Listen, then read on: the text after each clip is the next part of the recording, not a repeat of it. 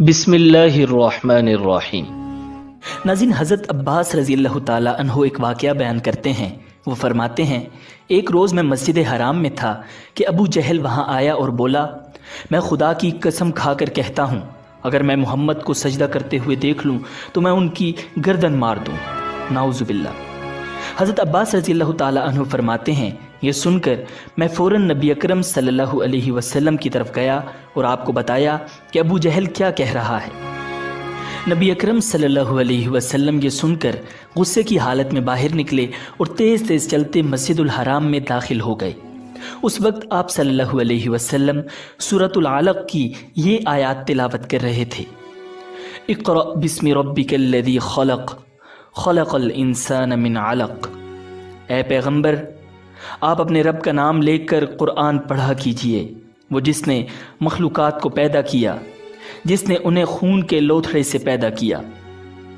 تلاوت کرتے ہوئے آپ اس سورت کی آیہ نمبر 6 تک پہنچ گئے۔ کلا ان الانسان لیطغی، سچ مچ بے شک کافر آدمی حد سے نکل جاتا ہے۔ ناظرین، یہاں تک کہ آپ صلی اللہ علیہ وسلم نے سورۃ العلق کا آخری حصہ پڑھا جہاں سجدے کی آیت ہے، اور اس کے ساتھ ہی آپ سجدے میں گر گئے۔ اسی وقت کسی نے ابو جہل سے کہا، ابو الحکم، یہ محمد سجدے میں پڑے ہیں۔ یہ سنتے ہی ابو جہل فوراً آپ کی طرف بڑھا، آپ کے نزدیک پہنچا، لیکن پھر اچانک واپس آ گیا۔ لوگوں نے حیران ہو کر پوچھا، ابو الحکم کیا ہوا؟ جواب میں اس نے اور زیادہ حیران ہو کر کہا، جو میں دیکھ رہا ہوں کیا تمہیں وہ نظر نہیں آ رہا؟ اس کی بات سن کر لوگ اور زیادہ حیران ہوئے اور بولے، تمہیں کیا نظر آ رہا ہے ابو الحکم؟ اس پر ابو جہل نے کہا، مجھے اپنے اور ان کے درمیان آگ کی خندق نظر آ رہی ہے۔ ناظرین، اسی طرح ایک دن ابو جہل نے کہا، اے گروہ قریش، جیسا کہ تم دیکھ رہے ہو محمد تمہارے دین میں عیب ڈال رہا ہے، تمہارے معبودوں کو برا بھلا کہہ رہا ہے، تمہاری عقلوں کو خراب بتا رہا ہے اور تمہارے باپ داداؤں کو گالیاں دے رہا ہے۔ اس لیے میں خدا کے سامنے عہد کرتا ہوں کہ کل میں محمد کے لیے اتنا بڑا پتھر لے کر بیٹھوں گا جس کا بوجھ وہ برداشت نہیں کر سکیں گے۔ جو ہی وہ سجدے میں جائیں گے میں وہ پتھر ان کے سر پر دے ماروں گا۔ اس کے بعد تم لوگوں کو اختیار ہے، چاہو تو اس معاملے میں میری مدد کرنا اور مجھے پناہ دینا، چاہو تو مجھے دشمنوں کے حوالے کر دینا، پھر بنی عبد مناف میرا جو بھی حشر کریں۔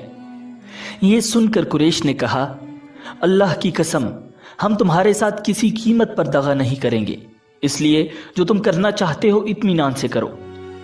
ناظرین، دوسرے دن ابو جہل اپنے پروگرام کے مطابق ایک بہت بھاری پتھر اٹھا لایا اور نبی اکرم صلی اللہ علیہ وسلم کا انتظار کرنے لگا۔ ادھر نبی اکرم صلی اللہ علیہ وسلم بھی عادت کے مطابق صبح کی نماز کے بعد وہاں تشریف لے آئے۔ اس وقت آپ کا قبلہ بیت المقدس کی طرف تھا۔ آپ نماز کے لیے رکن یمانی اور حجر اسود کے درمیان کھڑے ہوا کرتے تھے، کعبے کو اپنے اور بیت المقدس کے درمیان کر لیا کرتے تھے۔ آپ صلی اللہ علیہ وسلم نے آتے ہی نماز کی نیت باندھ لی۔ ادھر قریش کے لوگ اپنے اپنے گھروں میں بیٹھے انتظار کر رہے تھے کہ دیکھیں آج کیا ہوتا ہے، ابو جہل اپنے پروگرام میں کامیاب ہوتا ہے یا نہیں۔ پھر جو ہی آپ صلی اللہ علیہ وسلم سجدے میں گئے، ابو جہل نے پتھر اٹھایا اور آپ کی طرف بڑھا۔ جیسے ہی وہ آپ صلی اللہ علیہ وسلم کے نزدیک ہوا، ایک دم اس پر لرزہ طاری ہو گیا، چہرے کا رنگ اڑ گیا، گھبراہٹ کے عالم میں وہاں سے پیچھے ہٹ گیا۔ ادھر پتھر پر اس کے ہاتھ اس طرح جم گئے کہ اس نے چاہا ہاتھ اس پر سے ہٹا لے لیکن ہٹا نہ سکا۔ قریش کے لوگ فوراً اس کے گرد جمع ہو گئے اور بولے، ابو الحکم کیا ہوا؟ اس نے جواب دیا، میں نے رات کو تم سے جو کہا تھا اس کو پورا کرنے کے لیے میں محمد کی طرف بڑھا، مگر جیسے ہی ان کے قریب پہنچا ایک جوان اونٹ میرے راستے میں آ گیا۔ میں نے اس جیسا زبردست اونٹ آج تک نہیں دیکھا۔ وہ ایک دم میری طرف بڑھا جیسے مجھے کھا لے گا۔ جب اس واقعے کا ذکر نبی اکرم صلی اللہ علیہ وسلم سے کیا گیا تو آپ صلی اللہ علیہ وسلم نے ارشاد فرمایا، وہ جبرائیل علیہ السلام تھے، اگر وہ میرے نزدیک آتا تو وہ ضرور اسے پکڑ لیتے۔ ناظرین، ابو لہب بھی حضور اکرم صلی اللہ علیہ وسلم کی ایذا رسانی میں آگے آگے تھا۔ نبی اکرم صلی اللہ علیہ وسلم کی تبلیغ میں رکاوٹیں ڈالتا تھا، آپ صلی اللہ علیہ وسلم کو برا بھلا کہتا تھا۔ اس کی بیوی ام جمیل بھی اس کے ساتھ شامل تھی۔ وہ جنگل سے کانٹے دار لکڑیاں کاٹ کر لاتی اور نبی اکرم صلی اللہ علیہ وسلم کے رستے میں بچھاتی۔ اس پر اللہ تعالیٰ نے سورۃ اللہب نازل فرمائی۔ اس میں ابو لہب کے ساتھ اس کی بیوی کو بھی عذاب کی خبر دی گئی۔ وہ غصے میں آگ بگولا ہو گئی، پتھر ہاتھ میں لیے آپ صلی اللہ علیہ وسلم کی طرف بڑھی۔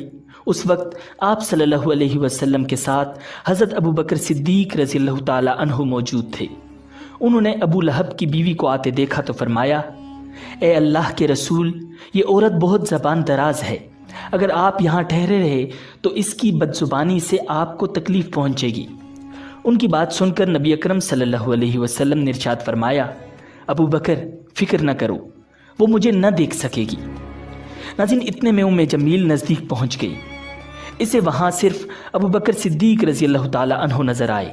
وہ آتے ہی بولی، ابو بکر، تمہارے دوست نے مجھے ذلیل کیا ہے، کہاں ہیں تمہارے دوست جو شعر پڑھتے ہیں؟ ابو بکر بولے، کیا تمہیں میرے ساتھ کوئی نظر آ رہا ہے؟ کیوں، کیا بات ہے؟ مجھے تو تمہارے ساتھ کوئی نظر نہیں آ رہا۔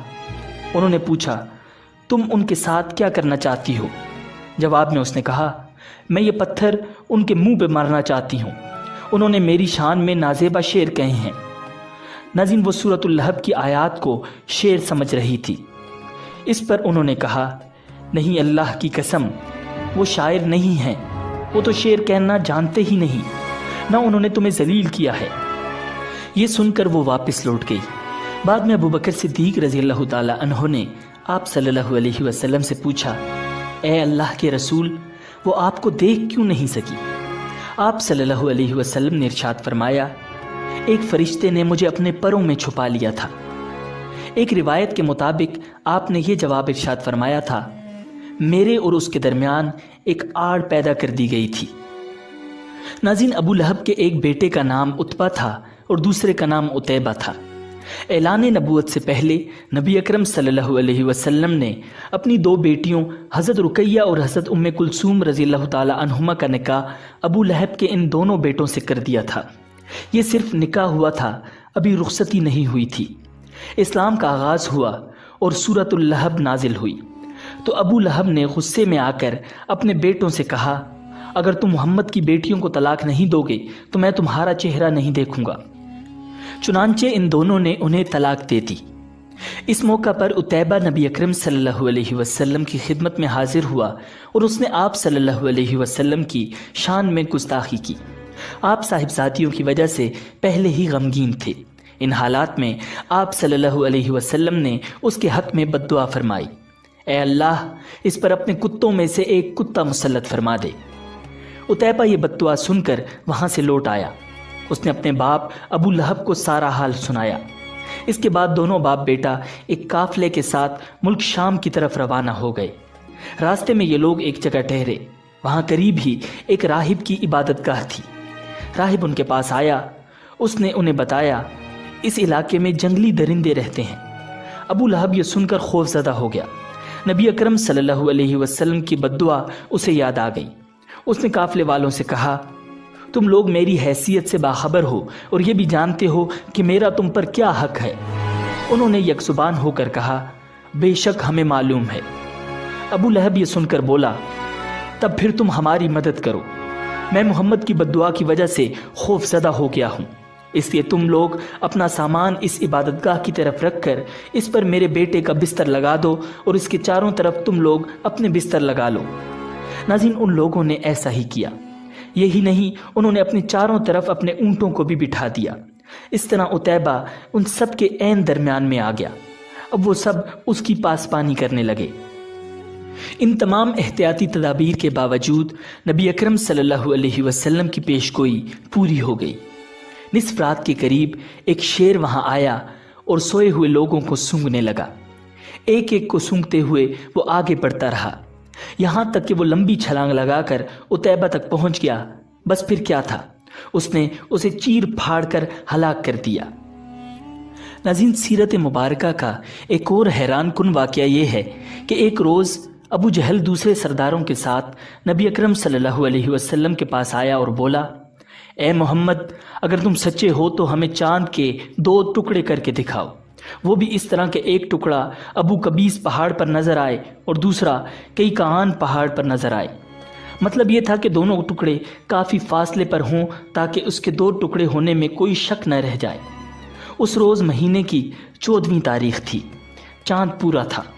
آپ صلی اللہ علیہ وسلم نے ان کی یہ عجیب فرمائش سن کر فرمایا، اگر میں ایسا کر دکھاؤں تو کیا تم ایمان لے آؤ گے؟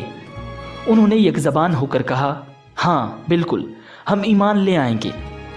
آپ صلی اللہ علیہ وسلم نے اللہ تعالیٰ سے دعا فرمائی کہ آپ کے ہاتھ سے ایسا ہو جائے۔ چنانچہ چاند فوراً 2 ٹکڑے ہو گیا۔ اس کا ایک حصہ ابو قبیس پہاڑ کے اوپر نظر آیا، دوسرا کئی کان پہاڑ کے اوپر نظر آیا۔ اس وقت نبی اکرم صلی اللہ علیہ وسلم نے ارشاد فرمایا، لو اب گواہی دو۔ وہ بدبخت کہنے لگے، محمد نے ہم لوگوں کی آنکھوں پر جادو کر دیا ہے۔ کچھ نے کہا، محمد نے چاند پر جادو کر دیا ہے، مگر ان کے جادو کا اثر ساری دنیا کے لوگوں پر نہیں ہو سکتا۔ مطلب یہ تھا کہ ہر جگہ کے لوگ چاند کو 2 ٹکڑے نہیں دیکھ رہے ہوں گے۔ اب انہوں نے کہا، ہم دوسرے شہروں سے آنے والوں سے یہ بات پوچھیں گے۔ چنانچہ جب مکہ میں دوسرے شہروں کے لوگ داخل ہوئے تو انہوں نے چاند کے بارے میں ان سے پوچھا۔ آنے والے سب لوگوں نے یہی کہا، ہاں ہاں، ہم نے بھی چاند کو 2 ٹکڑے ہوتے دیکھا ہے۔ یہ سنتے ہی مشرک بول اٹھے، بس پھر تو یہ عام جادو ہے، اس کا اثر سب پر ہوا ہے۔ کچھ نے کہا، یہ ایک ایسا جادو ہے جس سے جادوگر بھی متاثر ہوئے ہیں، یعنی جادوگروں کو بھی چاند 2 ٹکڑے نظر آیا ہے۔ ناظرین، حضرت حلیمہ سعدیہ رضی اللہ تعالی عنہا اپنی بستی سے روانہ ہوئی۔ ان کے ساتھ ان کا دودھ پیتا بچہ اور شوہر بھی تھے۔ حضرت حلیمہ سعدیہ رضی اللہ تعالی عنہا دوسری عورتوں کے بعد مکہ میں داخل ہوئیں۔ ان کا خچر بہت کمزور اور مریل تھا۔ ان کے ساتھ ان کی کمزور اور بوڑھی اونٹنی تھی، وہ بہت آہستہ آہستہ چلتی تھی۔ اس کی وجہ سے حضرت حلیمہ سعدیہ رضی اللہ تعالی عنہا قافلے سے بہت پیچھے رہ جاتی تھی۔ اس وقت بھی ایسا ہی ہوا، وہ سب سے آخر میں مکہ میں داخل ہوئی۔ ناظرین، اس زمانے میں عرب کا دستور یہ تھا کہ جب ان کے ہاں کوئی بچہ پیدا ہوتا تو وہ دیہات سے آنے والی دائیوں کے حوالے کر دیتے تھے تاکہ دیہات میں بچے کی نشو و نما بہتر ہو اور وہ خالص عربی زبان سیکھ سکے۔ دائیوں کا قافلہ مکہ میں داخل ہوا۔ انہوں نے ان گھروں کی تلاش شروع کی جن میں بچے پیدا ہوئے تھے۔ اس طرح بہت سی دائیاں جناب عبد المطلب کے گھر بھی آئیں۔ نبی اکرم صلی اللہ علیہ وسلم کو دیکھا، لیکن جب انہیں معلوم ہوا کہ یہ بچہ تو یتیم پیدا ہوا ہے تو اس خیال سے چھوڑ کر آگے بڑھ گئیں کہ یتیم بچے کے گھرانے سے انہیں کیا ملے گا۔ اس طرح دائیاں آتی رہیں اور جاتی نہیں۔ کسی نے آپ کو دودھ پلانا منظور نہ کیا، اور کرتی بھی کیسے؟ یہ سعادت تو حضرت حلیمہ سعدیہ رضی اللہ تعالی عنہا کے حصے میں آنا تھی۔ جب حضرت حلیمہ مکہ پہنچی تو انہیں معلوم ہوا سب عورتوں کو کوئی نہ کوئی بچہ مل گیا ہے، اور اب صرف وہ بغیر بچے کے رہ گئی ہیں، اور اب کوئی بچہ باقی نہیں بچا۔ ہاں، ایک یتیم بچہ ضرور باقی ہے جسے دوسری عورتیں چھوڑ گئی ہیں۔ حلیمہ سعدیہ نے اپنے شوہر عبداللہ بن حارث سے کہا، خدا کی قسم مجھے یہ بات بہت ناگوار گزر رہی ہے کہ میں بچے کے بغیر جاؤں جبکہ دوسری سب عورتیں بچے لے کر جائیں، یہ مجھے تانے دیں گی، اس لیے کیوں نہ ہم اسی یتیم بچے کو لے لیں۔ عبداللہ بن حارث بولے، کوئی حرج نہیں، ہو سکتا ہے اللہ اسی بچے کے ذریعے ہمیں خیر و برکت عطا فرما دیں۔ چنانچہ حضرت حلیمہ سعدیہ رضی اللہ تعالی عنہا عبد المطلب کے گھر گئیں۔ جناب عبد المطلب اور حضرت آمنہ نے انہیں خوش آمدید کہا۔ پھر آمنہ انہیں بچے کے پاس لے آئیں۔ آپ اس وقت ایک اونی چادر میں لپٹے ہوئے تھے، وہ چادر سفید رنگ کی تھی۔ آپ کے نیچے ایک سبز رنگ کا ریشمی کپڑا پڑا تھا۔ آپ سیدھے لیٹے ہوئے تھے۔ آپ کی سانس کی آواز کے ساتھ مشک کی سی خوشبو نکل کر پھیل رہی تھی۔ حضرت حلیمہ سعدیہ رضی اللہ تعالی عنہا آپ کے حسن و جمال کو دیکھ کر حیرت زدہ رہ گئیں۔ آپ اس وقت سوئے ہوئے تھے، انہوں نے جگانا مناسب نہ سمجھا، لیکن جو ہی انہوں نے پیار سے اپنا ہاتھ آپ کے سینے پر رکھا، آپ مسکرا دیے اور آنکھیں کھول کر ان کی طرف دیکھنے لگے۔ حضرت حلیمہ سعدیہ رضی اللہ تعالی عنہا فرماتی ہیں، میں نے دیکھا آپ کی آنکھوں سے ایک نور نکلا جو آسمان تک پہنچ گیا۔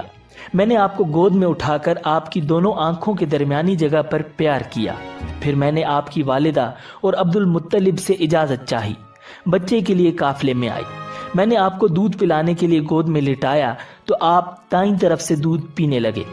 پہلے میں نے بائیں طرف سے دودھ پلانا چاہا، لیکن آپ نے اس طرف سے دودھ نہ پیا۔ دائیں طرف سے آپ فوراً دودھ پینے لگے۔ بعد میں بھی آپ کی یہی عادت رہی، آپ صرف دائیں طرف سے دودھ پیتے رہے۔ بائیں طرف سے میرا بچہ دودھ پیتا رہا۔ پھر قافلہ روانہ ہوا۔ حلیمہ سعدیہ رضی اللہ تعالی عنہا فرماتی ہیں، میں اپنے خچر پر سوار ہوئی، آپ کو ساتھ لے لیا۔ اب جو ہمارا خچر چلا تو اس قدر تیز چلا کہ اس نے پورے قافلے کی سواریوں کو پیچھے چھوڑ دیا۔ پہلے وہ مریل ہونے کی بنا پر سب سے پیچھے رہتا تھا۔ میری خواتین ساتھی حیرانگی سے مخاطب ہوئیں، اے حلیمہ، یہ آج کیا ہو رہا ہے؟ تمہارا خچر اس قدر تیز کیسے چل رہا ہے؟ کیا یہ وہی خچر ہے جس پر تم آئی تھی اور جس کے لیے ایک ایک قدم اٹھانا مشکل تھا؟ جواب میں نے ان سے کہا، بے شک یہ وہی خچر ہے، اللہ کی قسم اس کا معاملہ عجیب ہے۔ پھر یہ لوگ بنو سعد کی بستی پہنچ گئے۔ ان دنوں یہ علاقہ خشک اور قحط زدہ تھا۔ حلیمہ سعدیہ رضی اللہ تعالی عنہا فرماتی ہیں، اس شام جب ہماری بکریاں چر کر واپس آئیں تو ان کے تھن دودھ سے بھرے ہوئے تھے، جبکہ اس سے پہلے ایسا نہیں ہوا کرتا تھا۔ ان میں سے دودھ بہت کم اور بہت مشکل سے نکلتا تھا۔ ہم نے اس دن اپنی بکریوں کا دودھ دھویا تو ہمارے سارے برتن بھر گئے، اور ہم نے جان لیا کہ یہ ساری برکت اس بچے کی وجہ سے ہے۔ آس پاس کی عورتوں میں بھی یہ بات پھیل گئی۔ ان کی بکریاں بدستور بہت کم دودھ دے رہی تھیں۔ غرض ہمارے گھر میں ہر طرف ہر چیز میں برکت نظر آنے لگی۔ دوسرے لوگ تعجب میں رہے۔ ناظرین، جب حضرت زبیر بھی انتقال کر گئے تو آپ صلی اللہ علیہ وسلم کی نگرانی آپ کے چچا ابو طالب کرنے لگے۔ انہیں بھی نبی اکرم صلی اللہ علیہ وسلم سے بہت محبت تھی۔ جب انہوں نے آپ صلی اللہ علیہ وسلم کی برکات دیکھی، معجزے دیکھے، تو ان کی محبت میں اور اضافہ ہو گیا۔ یہ مالی اعتبار سے کمزور تھے۔ 2 وقت سارے گھرانے کو پیٹ بھر کر کھانا نہیں ملتا تھا، لیکن جب نبی اکرم صلی اللہ علیہ وسلم ان کے ساتھ کھانا کھاتے تو تھوڑا کھانا بھی ان سب کے لیے کافی ہو جاتا، سب کے پیٹ بھر جاتے۔ اسی لیے جب دوپہر یا رات کے کھانے کا وقت ہوتا اور سب دسترخوان پر بیٹھتے تو ابو طالب ان سے کہتے، ابھی کھانا شروع نہ کرو، میرا بیٹا آ جائے پھر شروع کرنا۔ پھر آپ صلی اللہ علیہ وسلم تشریف لے آتے اور ان کے ساتھ بیٹھ جاتے۔ آپ صلی اللہ علیہ وسلم کی برکت اس طرح ظاہر ہوتی کہ سب کے سیر ہونے کے بعد بھی کھانا بچ جاتا۔ اگر دودھ ہوتا تو پہلے نبی اکرم صلی اللہ علیہ وسلم کو پینے کے لیے دیا جاتا، پھر ابو طالب کے بیٹے پیتے، یہاں تک کہ ایک ہی پیالے سے سب کے سب دودھ پی لیتے، خوب سیر ہو جاتے اور دودھ پھر بھی بچ جاتا۔ ناظرین، ایک بار مکہ میں قحط پڑ گیا، بارش بالکل نہ ہوئی۔ لوگ ایک دوسرے سے کہتے تھے، لات اور عزا سے بارش کی دعا کرو۔ کچھ کہتے تھے، تیسرے بڑے بت منات پر بھروسہ کرو۔ اسی دوران ایک بوڑھے نے کہا، تم حق اور سچائی سے بھاگ رہے ہو، تم میں ابراہیم علیہ السلام اور اسماعیل علیہ السلام کی نشانی موجود ہے، تم اسے چھوڑ کر غلط راستے پر کیوں جا رہے ہو؟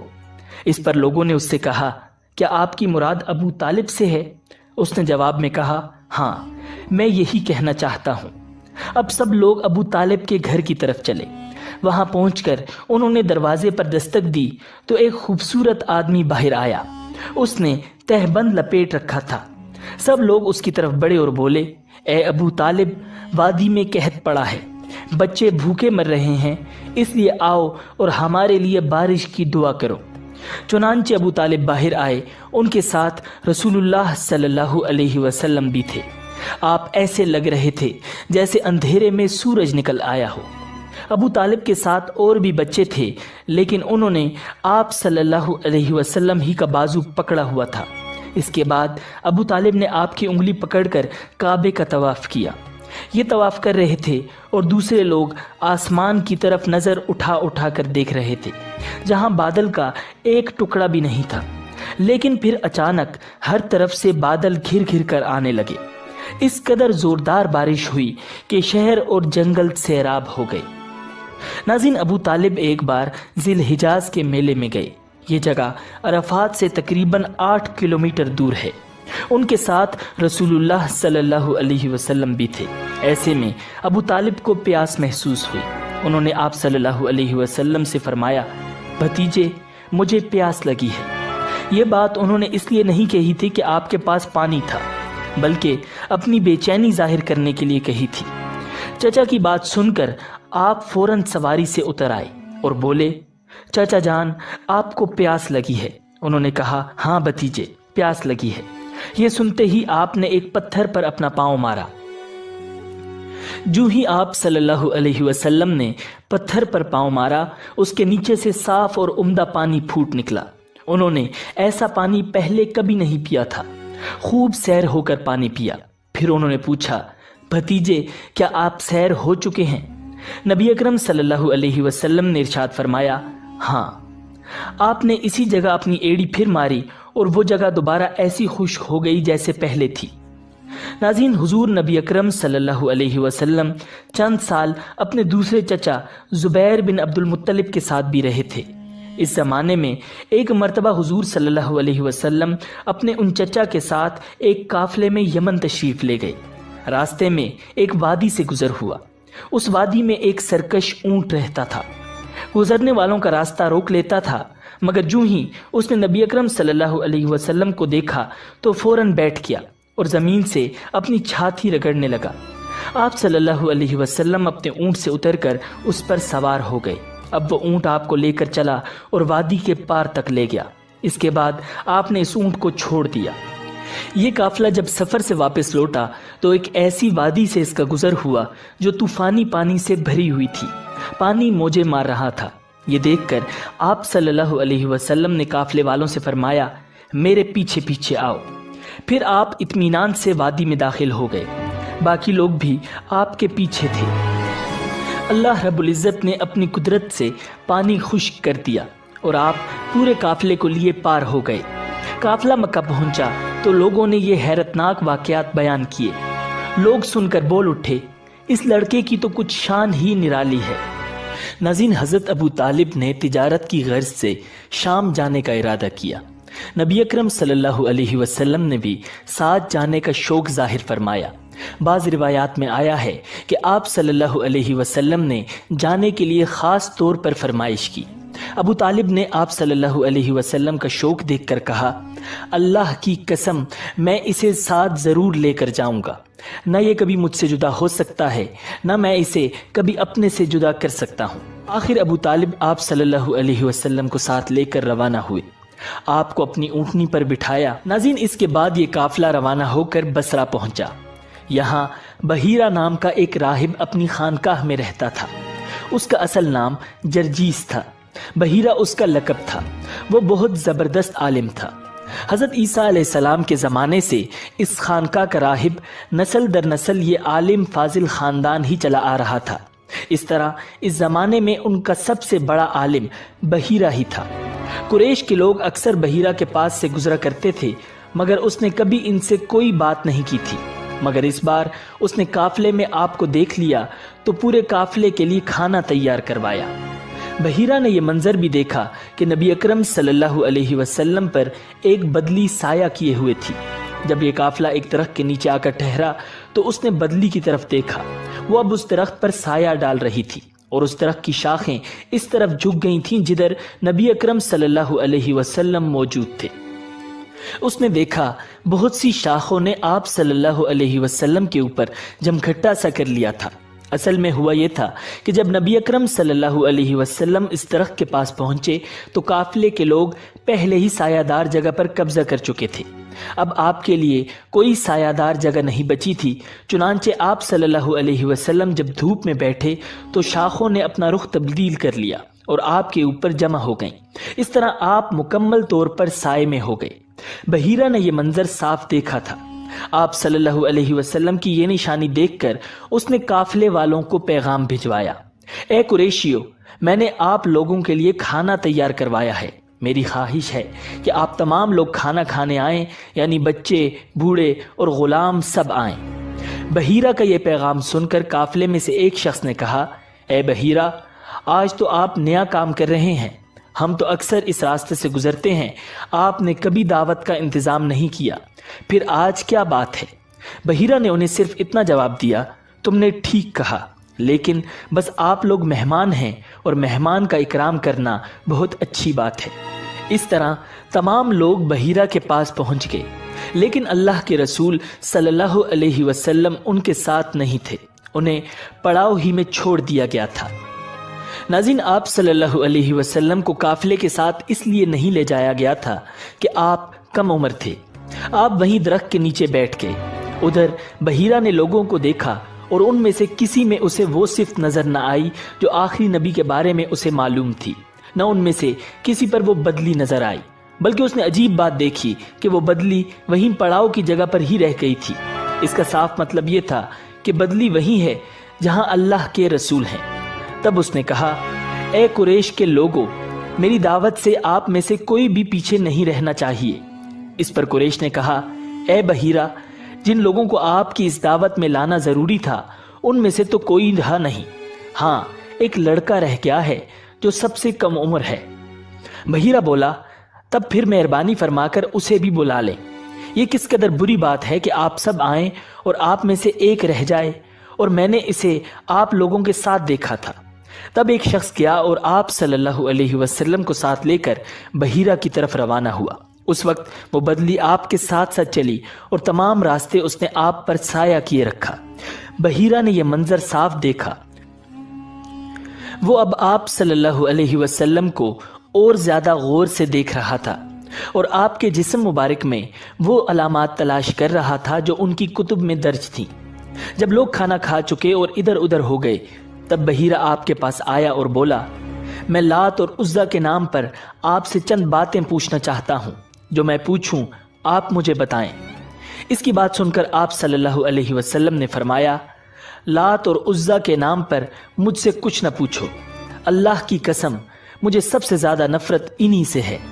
اب بحیرہ بولا، اچھا تو پھر اللہ کے نام پر بتائیں جو میں پوچھنا چاہتا ہوں۔ تو آپ نے فرمایا، پوچھو، کیا پوچھنا ہے؟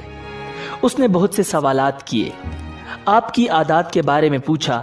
اس کے بعد اس نے آپ کی کمر پر سے کپڑا ہٹا کر مہر نبوت کو دیکھا، وہ بالکل ویسے ہی تھی جیسا کہ اس نے اپنی کتابوں میں پڑھا تھا۔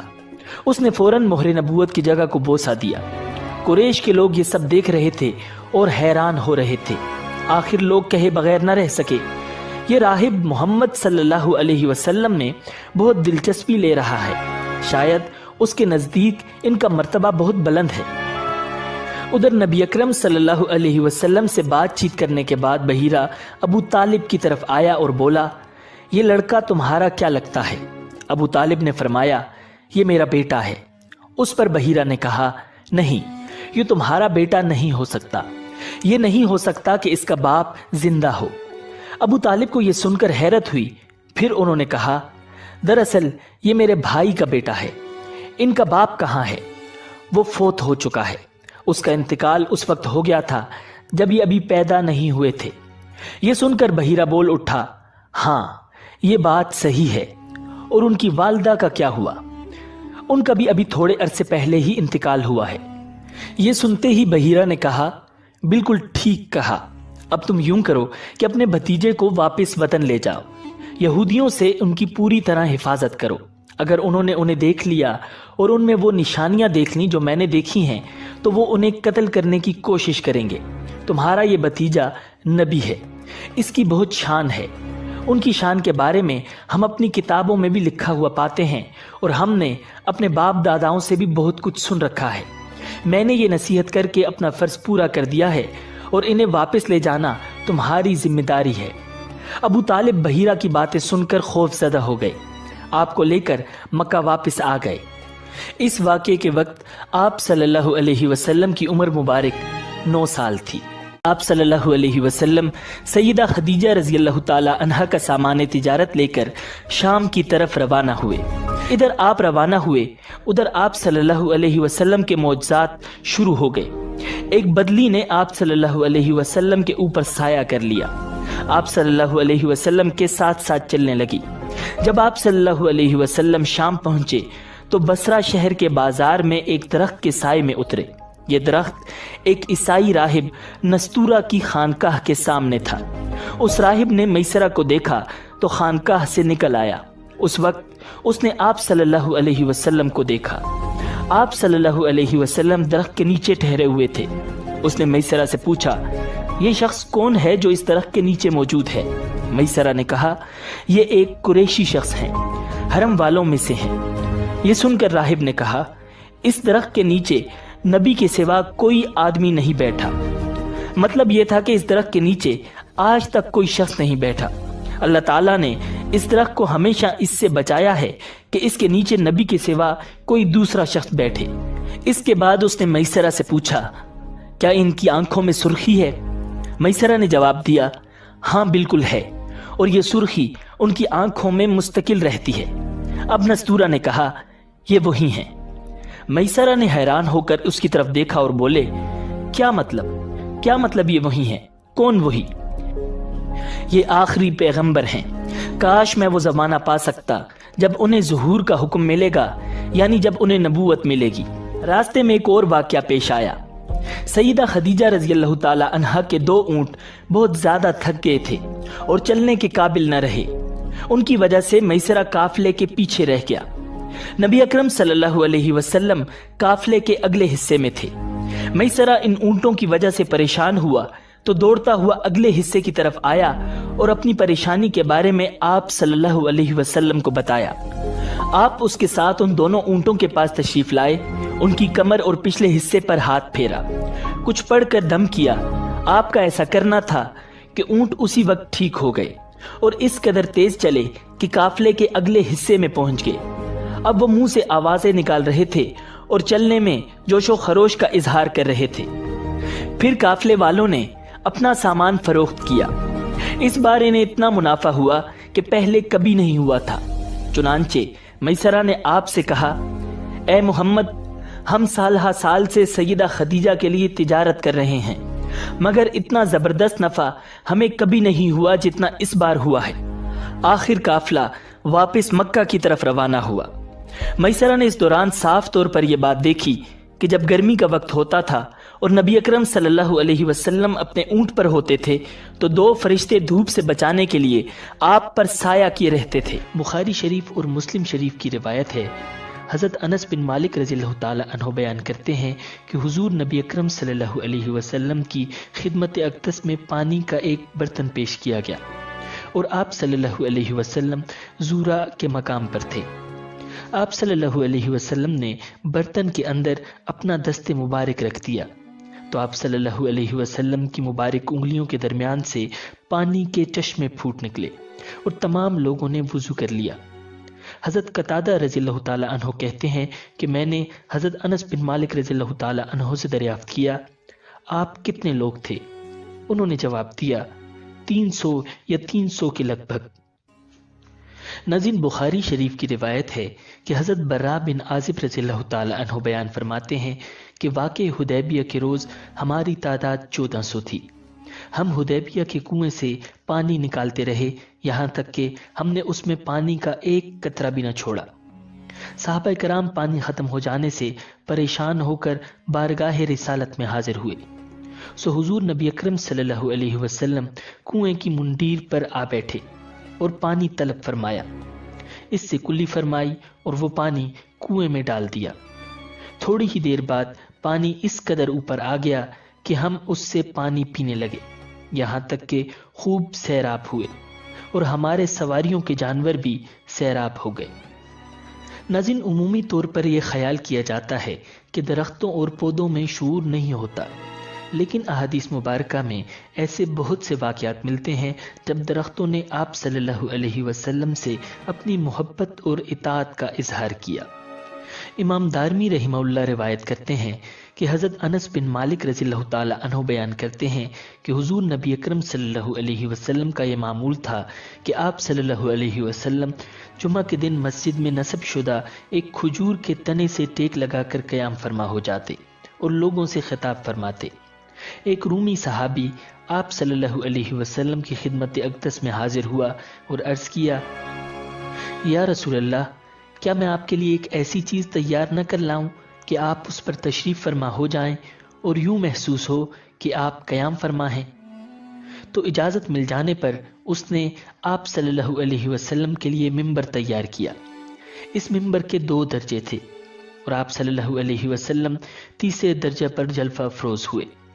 جب حضور نبی اکرم صلی اللہ علیہ وسلم پہلی مرتبہ اس منبر پر جلوہ افروز ہوئے تو وہ کھجور کا خشک تنا حضور نبی اکرم صلی اللہ علیہ وسلم کی جدائی کی وجہ سے بیل جیسی آواز نکالنے لگا اور زاروں قطار رونے لگا، یہاں تک کہ پوری مسجد اس کی غمناک آواز سے غمگین ہو گئی۔ حضور نبی اکرم صلی اللہ علیہ وسلم اس کی خاطر منبر سے نیچے تشریف لے آئے اور اس کے پاس گئے اور اسے اپنے ساتھ لپٹا لیا، جبکہ وہ روتے ہوئے بچے کی طرح بلبلا رہا تھا۔ جب حضور نبی اکرم صلی اللہ علیہ وسلم نے اسے اپنے سینہ اقدس کے ساتھ لگایا تو وہ پرسکون ہو گیا۔ پھر آپ صلی اللہ علیہ وسلم نے ارشاد فرمایا، قسم ہے اس ذات کی جس کے قبضہ قدرت میں محمد کی جان ہے، اگر میں اسے اپنے سینے کے ساتھ نہ لگاتا تو یہ رسول اللہ کے غم فراق میں قیامت تک اسی طرح روتا رہتا۔ پھر آپ صلی اللہ علیہ وسلم نے اس کے بارے میں حکم فرمایا تو اسے اسی منبر کے نیچے دفن کر دیا گیا۔ ناظرین، امام ترمذی نے التاریخ الکبیر میں روایت کیا ہے کہ حضرت عبداللہ بن عباس رضی اللہ تعالی عنہما بیان کرتے ہیں کہ ایک اعرابی حضور نبی اکرم صلی اللہ علیہ وسلم کی خدمت اقدس میں حاضر ہوا اور عرض کیا، مجھے کیسے علم ہوگا کہ آپ اللہ تعالیٰ کے نبی ہیں؟ آپ صلی اللہ علیہ وسلم نے ارشاد فرمایا، اگر میں کھجور کے اس درخت پر لگے ہوئے اس گچھے کو بلاؤں تو کیا تو گواہی دے گا کہ میں اللہ تعالیٰ کا رسول ہوں؟ پھر آپ صلی اللہ علیہ وسلم نے اسے بلایا تو وہ درخت سے اترنے لگا، یہاں تک کہ حضور نبی اکرم صلی اللہ علیہ وسلم کے قدموں میں آ گرا۔ پھر آپ صلی اللہ علیہ وسلم نے اسے فرمایا، واپس چلے جاؤ، تو وہ واپس چلا گیا۔ ناظرین، اس اعرابی نے یہ منظر دیکھ کر اسلام قبول کر لیا۔ ناظرین، حضور صلی اللہ علیہ وسلم کی مدینہ ہجرت کے دوران بھی کئی حیرت انگیز معجزات رونما ہوئے۔ جب آپ صلی اللہ علیہ وسلم حضرت ابوبکر صدیق رضی اللہ تعالی عنہ کے ہمراہ غار سور میں قیام پذیر تھے تو کفار مکہ آپ صلی اللہ علیہ وسلم کو ڈھونڈتے ڈھونڈتے غار کے دہانے تک پہنچ گئے۔ حضرت ابوبکر صدیق رضی اللہ تعالی عنہ کو ڈر ہوا کہ کہیں یہ لوگ غار کے اندر نہ جھانک لیں۔ حضرت ابوبکر صدیق رضی اللہ تعالی عنہ نے اپنے اس اندیشے کا اظہار رسول اللہ صلی اللہ علیہ وسلم سے کیا تو آپ صلی اللہ علیہ وسلم نے تسلی کے طور پر یہ الفاظ فرمائے، اے ابو بکر، ان دو کے بارے میں تمہارا کیا خیال ہے جن کے ساتھ تیسرا اللہ ہو؟ ناظرین، پھر عجیب و غریب معجزہ رونما ہوا کہ دیکھتے ہی دیکھتے ایک مکڑی نے غار کے دہانے پر جالا بن دیا۔ کفار مکہ آپس میں کہنے لگے کہ اگر اس غار میں کوئی شخص داخل ہوتا تو یہاں مکڑی کا جالا نہ ہوتا۔ ناظرین، آپ صلی اللہ علیہ وسلم اور حضرت ابوبکر صدیق رضی اللہ تعالی عنہ دونوں اندر غار میں تھے اور ان لوگوں کی بات چیت سن رہے تھے۔ بعض کتابوں میں حضرت انس بن مالک، حضرت زید بن ارقم اور حضرت مغیرہ بن شعبہ رضی اللہ تعالی عنہم کی روایتوں کے حوالے سے بیان کیا گیا ہے کہ جب آپ صلی اللہ علیہ وسلم اور حضرت ابوبکر صدیق رضی اللہ تعالی عنہ غار سور میں تھے اور کفار آپ دونوں کو تلاش کرتے ہوئے وہاں پہنچے تو خدا کے حکم سے غار کے عین سامنے ایک درخت اگایا۔ جنگلی کبوتروں نے گھونسلہ بنا کر انڈے دے دیے اور مکڑی نے جالے بن دیے۔ مشرکین یہ کہتے ہوئے واپس چلے گئے کہ بھلا اس غار کے اندر کون ہو سکتا ہے، یہاں تو جانے کا راستہ ہی نہیں ہے۔ ناظرین، حضور صلی اللہ علیہ وسلم نے غار سور میں 3 رات قیام کیا، پھر وہاں سے روانگی اختیار کی۔ ابھی کچھ دور ہی گئے ہوں گے کہ ایک خیمہ نظر آیا۔ خیمے کے باہر ایک عورت بیٹھی تھی، یہ ام معبد رضی اللہ تعالی عنہا تھی، جو اس وقت تک اسلام کی دعوت سے محروم تھی۔ ان کا نام عاتقہ تھا۔ یہ ایک بہادر اور شریف خاتون تھی۔ انہوں نے بھی آنے والوں کو دیکھ لیا۔ اس وقت ام معبد رضی اللہ تعالی عنہا کو یہ معلوم نہیں تھا کہ یہ چھوٹا سا قافلہ کن ہستیوں کا ہے۔ نزدیک آنے پر نبی اکرم صلی اللہ علیہ وسلم کو ام معبد رضی اللہ تعالی عنہا کے پاس ایک بکری کھڑی نظر آئی۔ وہ بہت ہی کمزور اور دبلی پتلی بکری تھی۔ آپ صلی اللہ علیہ وسلم نے ام معبد رضی اللہ تعالی عنہا سے دریافت کیا، کیا اس کے تھنوں میں دودھ ہے؟ ام معبد بولی، اس کمزور اور مریل بکری کے تھنوں میں دودھ کہاں سے آئے گا؟ آپ صلی اللہ علیہ وسلم نے ارشاد فرمایا، کیا تم مجھے اس کو دھونے کی اجازت دو گی؟ اس پر معبد رضی اللہ تعالی عنہ بولی، لیکن یہ تو ابھی ویسے بھی دودھ دینے والی نہیں ہوئی، آپ خود سوچئے یہ دودھ کس طرح دے سکتی ہے؟ میری طرف سے اجازت ہے، اگر اس سے آپ دودھ نکال سکتے ہیں تو نکال لیجئے۔ حضرت ابوبکر صدیق رضی اللہ تعالی عنہ اس بکری کو حضور اکرم صلی اللہ علیہ وسلم کے پاس لے آئے۔ آپ صلی اللہ علیہ وسلم نے اس کی کمر اور تھنوں پر ہاتھ پھیرا اور دعا کی، اے اللہ اس بکری میں ہمارے لیے برکت عطا فرما۔ جو ہی آپ صلی اللہ علیہ وسلم نے یہ دعا مانگی، بکری کے تھن دودھ سے بھر گئے اور ان سے دودھ ٹپکنے لگا۔ یہ نظارہ دیکھ کر معبد رضی اللہ تعالی عنہا حیرت زدہ رہ گئیں۔ آپ صلی اللہ علیہ وسلم نے ارشاد فرمایا، ایک برتن لاؤ۔ حضرت معبد رضی اللہ تعالی عنہا ایک برتن اٹھا لائیں۔ وہ اتنا بڑا تھا کہ اس سے 8-10 آدمی سیراب ہو سکتے تھے۔ غرض حضور نبی اکرم صلی اللہ علیہ وسلم نے بکری کا دودھ نکالا، اس کے تھنوں میں بہت دودھ بھر گیا تھا۔ آپ صلی اللہ علیہ وسلم نے وہ دودھ پہلے معبد رضی اللہ تعالی عنہ کو دیا، انہوں نے خوب سیر ہو کر پیا، اس کے بعد ان کے گھر والوں نے پیا۔ آخر میں نبی اکرم صلی اللہ علیہ وسلم نے خود دودھ نوش فرمایا اور پھر ارشاد فرمایا، قوم کو پلانے والا خود سب سے بعد میں پیتا ہے۔ سب کے دودھ پی لینے کے بعد آپ صلی اللہ علیہ وسلم نے پھر بکری کا دودھ نکال کر معبد رضی اللہ تعالی عنہ کو دے دیا اور وہاں سے آگے روانہ ہوئے۔ شام کے وقت معبد رضی اللہ تعالی عنہ کے شوہر ابو معبد رضی اللہ تعالی عنہ لوٹے۔ وہ اپنی بکریوں کو چرانے کے لیے گئے ہوئے تھے۔ خیمے پر پہنچے تو وہاں بہت سا دودھ نظر آیا۔ دودھ دیکھ کر حیران ہو گئے، بیوی سے بولے، اے معبد، یہ یہاں دودھ کیسا رکھا ہے؟ گھر میں تو کوئی دودھ دینے والی بکری نہیں ہے۔ مطلب یہ تھا کہ یہاں جو بکری تھی وہ تو دودھ دے ہی نہیں سکتی تھی، پھر یہ دودھ کہاں سے آیا؟ حضرت معبد رضی اللہ تعالی عنہ بولی، آج یہاں سے ایک بہت مبارک شخص کا گزر ہوا تھا۔ یہ سن کر حضرت ابو معبد رضی اللہ تعالی عنہ اور حیران ہوئے، پھر بولے، ان کا حلیہ تو بتاؤ۔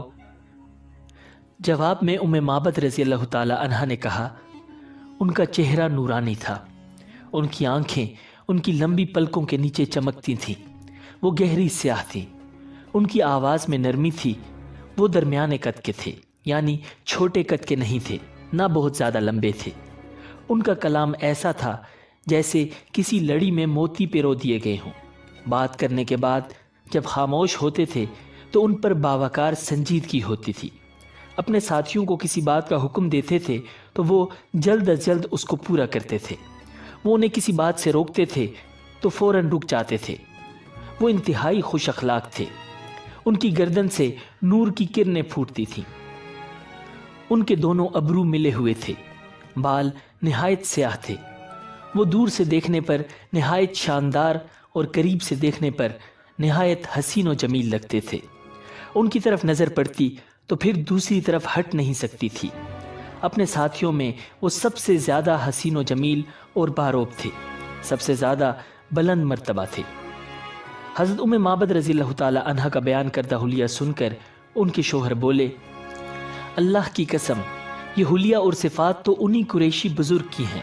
اگر میں اس وقت یہاں ہوتا تو ضرور ان کی پیروی اختیار کر لیتا، اور میں اب اس کی کوشش کروں گا۔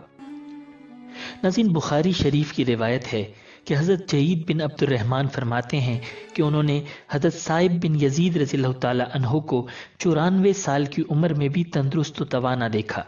ان سے وجہ پوچھی گئی تو انہوں نے فرمایا کہ میں تو یہی جانتا ہوں کہ میری سماعت و بصارت رسول اللہ صلی اللہ علیہ وسلم کی دعا سے فیض یاب ہیں۔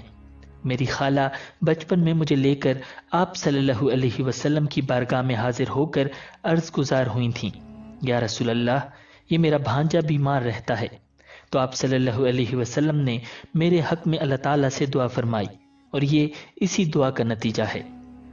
ناظرین، اگر یہاں تک یہ ویڈیو آپ کو پسند آئی ہے تو ویڈیو کو لائک کیجئے تاکہ اور بھی لوگوں تک یہ ویڈیو پہنچ سکے اور ثواب میں آپ کا بھی حصہ شامل ہو سکے۔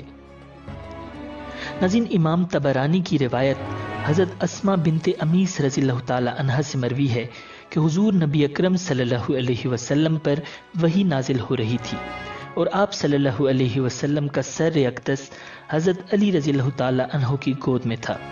وہ عصر کی نماز نہ پڑھ سکے، یہاں تک کہ سورج غروب ہو گیا۔ حضور نبی اکرم صلی اللہ علیہ وسلم نے دعا کی، اے اللہ، علی تیری اور تیرے رسول کی اطاعت میں تھا، اس پر سورج واپس لوٹا دے۔ حضرت اسما فرماتی ہیں کہ میں نے اسے غروب ہوتے ہوئے بھی دیکھا اور یہ بھی دیکھا کہ وہ غروب ہونے کے بعد دوبارہ طلوع ہوا۔ ناظرین، بہت سی احادیث میں کھانے میں برکت کے حوالے سے نبی اکرم صلی اللہ علیہ وسلم کے مختلف معجزات بیان کیے گئے ہیں۔ مسلم شریف کی روایت ہے، حضرت جابر رضی اللہ تعالی عنہ بیان کرتے ہیں کہ ایک شخص نے حضور نبی اکرم صلی اللہ علیہ وسلم کی خدمت اقدس میں حاضر ہو کر کچھ کھانا طلب کیا۔ آپ صلی اللہ علیہ وسلم نے اسے نصف وسق یعنی 120 کلوگرام جو دے دیے۔ وہ شخص، اس کی بیوی اور ان دونوں کے ہاں آنے والے مہمان بھی ایک عرصہ تک وہی جو کھاتے رہے، یہاں تک کہ ایک دن اس نے وہ جو ماپ لیے۔ پھر وہ حضور نبی اکرم صلی اللہ علیہ وسلم کی خدمت میں آیا تو آپ صلی اللہ علیہ وسلم نے ارشاد فرمایا، اگر تم اسے نہ ماپتے تو تم وہ جو کھاتے رہتے اور وہ یوں ہی ہمیشہ باقی رہتے۔ ناظرین، اسی طرح ترمذی شریف کی روایت ہے، حضرت ابو ہریرہ رضی اللہ تعالی عنہ بیان کرتے ہیں کہ میں حضور نبی اکرم صلی اللہ علیہ وسلم کی خدمت میں کچھ کھجوریں لے کر حاضر ہوا اور عرض کیا، یا رسول اللہ، ان میں اللہ تعالیٰ سے برکت کی دعا فرما دیں۔ حضور نبی اکرم صلی اللہ علیہ وسلم نے انہیں اکٹھا کیا اور میرے لیے ان میں دعائے برکت فرمائی۔ پھر مجھے فرمایا، انہیں لے لو اور اپنے اس توشادان میں رکھ دو، اور جب انہیں لینا چاہو تو اپنا ہاتھ اس میں ڈال کر لے لیا کرو، لیکن اسے جھاڑنا نہیں۔ سو میں نے ان میں سے اتنے یعنی کئی وسق کھجوریں اللہ تعالیٰ کی راہ میں خرچ کی، ہم خود اس میں سے کھاتے اور دوسروں کو بھی کھلاتے۔ ناظرین، ایک وسق 240 کلوگرام کے برابر ہوتا ہے۔ حضرت ابو ہریرہ رضی اللہ تعالی عنہ فرماتے ہیں، کبھی وہ توشادان میری کمر سے جدا نہ ہوا، یہاں تک کہ جس دن حضرت عثمان رضی اللہ تعالی عنہ شہید ہوئے تو وہ مجھ سے کہیں گر گیا۔ ناظرین، بخاری اور مسلم شریف کی روایت ہے، حضرت عبداللہ بن عباس رضی اللہ تعالی عنہما فرماتے ہیں کہ ایک مرتبہ حضور نبی اکرم صلی اللہ علیہ وسلم کے عہد مبارک میں سورج گرہن ہوا اور آپ صلی اللہ علیہ وسلم نے نماز کسوف پڑھائی۔ صحابہ کرام رضی اللہ تعالی عنہم نے عرض کیا، یا رسول اللہ، ہم نے دیکھا کہ آپ نے اپنی جگہ پر کھڑے کھڑے کوئی چیز پکڑی، پھر ہم نے دیکھا کہ آپ کسی قدر پیچھے ہٹ گئے۔ حضور صلی اللہ علیہ وسلم نے ارشاد فرمایا، مجھے جنت نظر آئی تھی، میں نے اس میں سے ایک خوشہ پکڑ لیا، اگر اسے توڑ لیتا تو تم رہتی دنیا تک اس سے کھاتے رہتے اور وہ ختم نہ ہوتا۔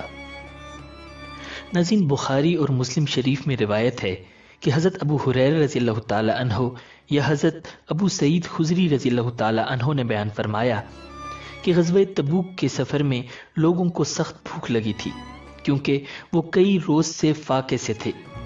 صحابہ کرام رضی اللہ تعالی عنہم نے عرض کیا، یا رسول اللہ صلی اللہ علیہ وسلم، اگر آپ اجازت دیں تو ہم پانی لانے والے اونٹوں کو ذبح کر کے کھا لیں اور چربی کا تیل بنا لیں۔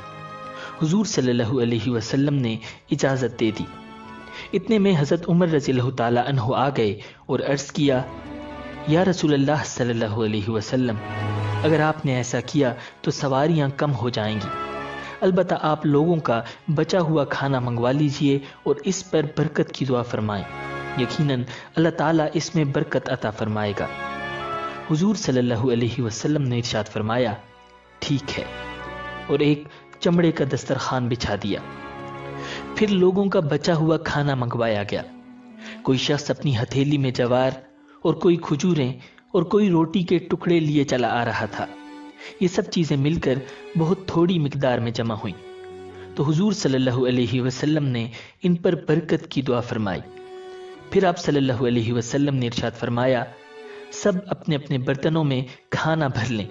چنانچہ تمام لوگوں نے اپنے اپنے برتن بھر لیے، یہاں تک کہ لشکر کے تمام برتن بھر گئے اور کوئی برتن خالی نہ رہا، اور سب نے مل کر مکمل سیر ہو کر کھانا کھا لیا، اور کھانا پھر بھی بچ گیا۔ حضور صلی اللہ علیہ وسلم نے یہ دیکھ کر ارشاد فرمایا، میں گواہی دیتا ہوں کہ اللہ تعالیٰ کے سوا کوئی عبادت کا مستحق نہیں، اور یہ کہ میں اللہ تعالیٰ کا رسول ہوں، اور جو شخص بھی اس کلمہ پر یقین کے ساتھ اللہ تعالیٰ سے ملاقات کرے گا وہ شخص جنتی ہوگا۔ ناظرین، صحیح بخاری شریف کی روایت ہے کہ حضرت جابر رضی اللہ تعالیٰ عنہ فرماتے ہیں کہ جب ہم خندق کھود رہے تھے تو ایک سخت پتھر نکل آیا۔ لوگ حضور نبی اکرم صلی اللہ علیہ وسلم کی خدمت میں حاضر ہو کر عرض گزار ہوئے، یا رسول اللہ، ایک بہت بڑا پتھر نکل آیا ہے۔ حضور نبی اکرم صلی اللہ علیہ وسلم نے ارشاد فرمایا، میں خود خندق میں اترتا ہوں۔ چنانچہ آپ صلی اللہ علیہ وسلم خندق میں اترے، جبکہ آپ صلی اللہ علیہ وسلم کے شکم مبارک سے پتھر بندھا ہوا تھا اور ہم نے بھی 3 دن سے کچھ کھایا پیا نہ تھا۔ حضور نبی اکرم صلی اللہ علیہ وسلم نے کدال لے کر اس پتھر پر ماری تو وہ ریزہ ریزہ ہو گیا۔ میں نے عرض کیا، یا رسول اللہ، مجھے گھر جانے کی اجازت مرحمت فرمائیے۔ میں اجازت لے کر گھر آیا اور پھر میں نے اپنی بیوی سے کہا کہ میں نے حضور نبی اکرم صلی اللہ علیہ وسلم کو بھوک کی ایسی حالت میں دیکھا ہے جو میرے لیے ناقابل برداشت ہے۔ بتاؤ، کیا تمہارے پاس کھانے کے لیے کچھ ہے؟ اس نے کہا، تھوڑے سے جو ہیں اور ایک بکری کا بچہ ہے۔ پھر میں نے بکری کے بچے کو ذبح کیا اور بیوی نے جو پیسے، یہاں تک کہ گوشت ہانڈی میں پکنے کے لیے رکھ دیا۔ پھر میں حضور نبی اکرم صلی اللہ علیہ وسلم کی خدمت میں حاضر ہو گیا جب آٹا گوندھ کر رکھ لیا اور ہانڈی پکنے کے قریب ہو گئی تھی۔ تو میں نے عرض کیا، یا رسول اللہ، آپ کے لیے کھانا تیار کروایا ہے، آپ 1-2 حضرات کے ہمراہ تشریف لے آئیں۔ آپ صلی اللہ علیہ وسلم نے فرمایا، کتنا کھانا پکایا ہے؟ میں نے سارا ماجرا آپ صلی اللہ علیہ وسلم کے گوش گزار کر دیا تو آپ صلی اللہ علیہ وسلم نے فرمایا، یہ تو بہت ہی اچھی بات ہے۔ پھر ارشاد فرمایا، اپنی بیوی سے کہہ دینا کہ جب تک میں نہ آ جاؤں وہ ہانڈی کو چولہے سے نہ اتارے اور نہ ہی تندور سے روٹیاں نکالے۔ پھر آپ صلی اللہ علیہ وسلم نے مہاجرین و انصار سے فرمایا، کھانے کے لیے کھڑے ہو جاؤ۔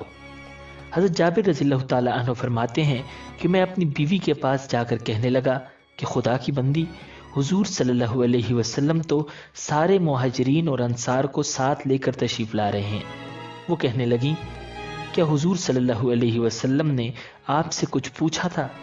میں نے جواب دیا، ہاں۔ پھر آپ صلی اللہ علیہ وسلم نے صحابہ کرام سے ارشاد فرمایا، اندر چلو اور شور و غل نہ کرنا۔ پھر روٹیاں توڑ کر ان پر گوشت ڈالا اور ہانڈی سے گوشت اور تنور سے روٹیاں لے کر انہیں ڈھک دیتے تھے اور صحابہ کرام کے سامنے رکھتے جاتے تھے۔ آپ صلی اللہ علیہ وسلم برابر روٹیاں توڑ توڑ کر لوگوں کو دیتے رہے، یہاں تک کہ سارے صحابہ شکم سیر ہو گئے اور کھانا بچا بھی رہا۔ آپ صلی اللہ علیہ وسلم نے ارشاد فرمایا، اب تم بھی کھا لو اور جن کے لیے کھانا بھیجنا ہے ان کے لیے بھی بھیج دو، کیونکہ آج کل لوگوں کو بھوک نے ستایا ہوا ہے۔ ناظرین، امام ابو یعلا اور طبرانی کی روایت ہے کہ حضرت انس بن مالک رضی اللہ تعالیٰ عنہ اپنی والدہ حضرت ام سلیم رضی اللہ تعالیٰ عنہ سے روایت کرتے ہیں کہ ان کے پاس ایک بکری تھی۔ انہوں نے اس بکری کا گھی ایک مشکیزے میں جمع کیا۔ جب وہ مشکیزہ بھر گیا تو انہوں نے نوکرانی کے ہاتھ بھیجا اور کہا، اے کنیز، اس مشکیزے کو رسول اللہ صلی اللہ علیہ وسلم کی خدمت میں پیش کرنا، آپ صلی اللہ علیہ وسلم اس کے ذریعے سالن بنائیں گے۔ تو وہ نوکرانی اسے لے کر رسول اللہ صلی اللہ علیہ وسلم کی خدمت اقدس میں حاضر ہوئی اور عرض کیا، یا رسول اللہ، یہ گھی کا مشکیزہ آپ کی بارگاہ میں حضرت ام سلیم نے بھیجا ہے۔ آپ صلی اللہ علیہ وسلم نے ارشاد فرمایا، ان کا مشکیزہ خالی کر کے لوٹا دو۔ پس مشکیزہ خالی کر کے واپس اسے دے دیا گیا۔ وہ مشکیزہ لے کر حضرت ام سلیم رضی اللہ تعالیٰ عنہ کے پاس آئی۔ جب ام سلیم رضی اللہ تعالیٰ عنہ نے دیکھا کہ مشکیزہ اسی طرح بھرا ہوا ہے اور اس سے گھی ٹپک رہا ہے تو حضرت ام سلیم رضی اللہ تعالیٰ عنہ نے کہا، اے کنیز، کیا تم اسے لے کر رسول اللہ صلی اللہ علیہ وسلم کی بارگاہ میں نہیں گئی؟ اس نے کہا، میں نے ایسا ہی کیا جیسا آپ نے کہا۔ اگر آپ کو میرا یقین نہیں تو میرے ساتھ چلیں اور رسول اللہ صلی اللہ علیہ وسلم سے خود پوچھ لیں۔ تو حضرت ام سلیم رضی اللہ تعالی عنہا گئیں اور کنیز ان کے ساتھ تھی۔ انہوں نے عرض کیا، یا رسول اللہ صلی اللہ علیہ وسلم، میں نے اس کے ہاتھ آپ کی خدمت میں گھی کا مشکیزہ بھیجا تھا جس میں گھی تھا۔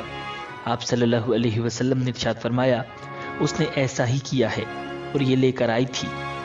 پھر ام سلیم رضی اللہ تعالی عنہا نے عرض کیا، اس ذات کی قسم جس نے آپ کو ہدایت اور دین حق کے ساتھ بھیجا، یہ بھرا ہوا ہے اور اس سے اسی طرح گھی ٹپک رہا ہے۔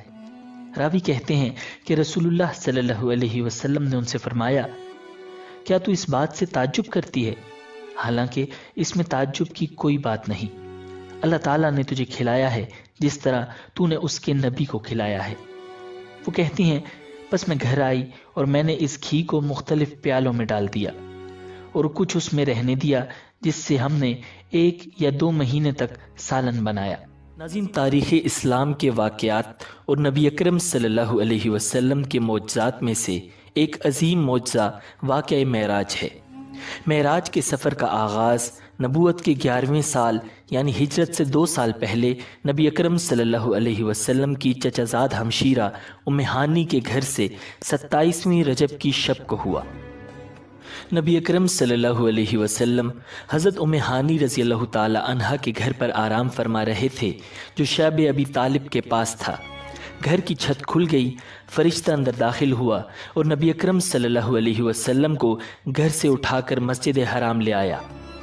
ناظرین، نبی اکرم صلی اللہ علیہ وسلم نے ارشاد فرمایا، میں حتیم میں آرام کر رہا تھا کہ اچانک ایک آنے والا میرے پاس آیا اور میری ہنسلی کی ہڈی سے لے کر پیٹ کے نیچے تک کا حصہ چاک کیا، میرا دل نکالا، پھر سونے کا ایک تشت لایا گیا، اس میں میرا دل زمزم سے دھویا گیا، پھر اسے حکمت سے بھرا گیا، پھر اسے دوبارہ اس کی جگہ پر رکھا گیا، پھر میرے پاس سفید رنگ کا ایک جانور لایا گیا جو خچر سے چھوٹا اور گدھے سے بڑا تھا، میں اس پر سوار ہوا۔ ناظرین، اس جانور کا نام براق تھا۔